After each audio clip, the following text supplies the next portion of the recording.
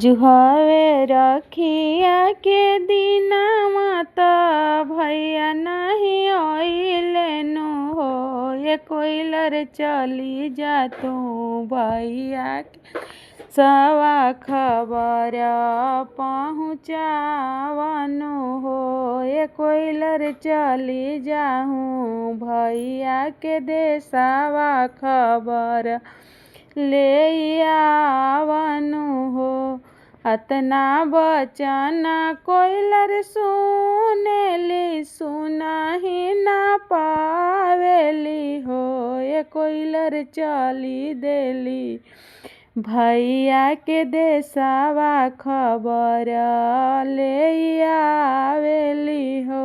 ये कोइलर चली भैली भैया के देशवा खबर ले आवेली हो। ए भैया तोहर बहिनी तोहरा के बोलावेली बड़ा दुखी भइलिनु हो।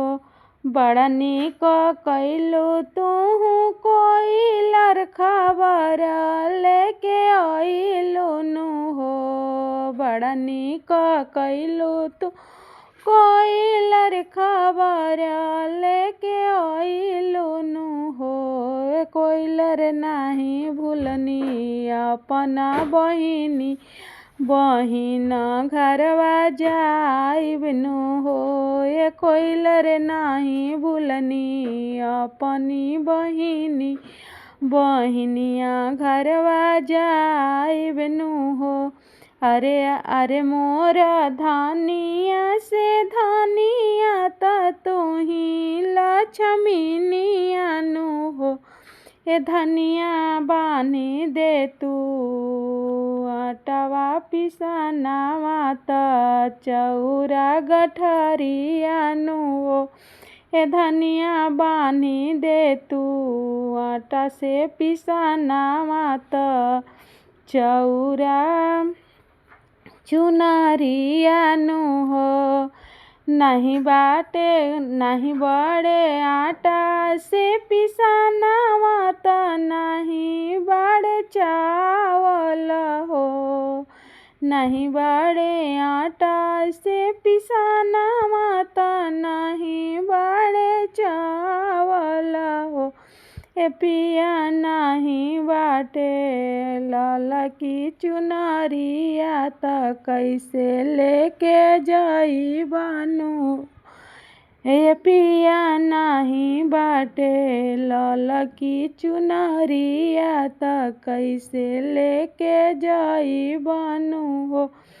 किनी लेबो आटा से पिसनावा त किनी लेबो चौरा नु हो। किनी लेबो आटा से पिसनावा त किनी लेबो चौरा नु हो। ए धनिया किनी लेबो लाला की चुनरिया बहिना घरवा जाइबो नु हो। ए धनिया किनी लेबो लाला की चुनरिया बहिना घरवा जाइबो नु हो। बानी चुनी लिहले गठरिया बहिनिया घरवा गइले नु हो।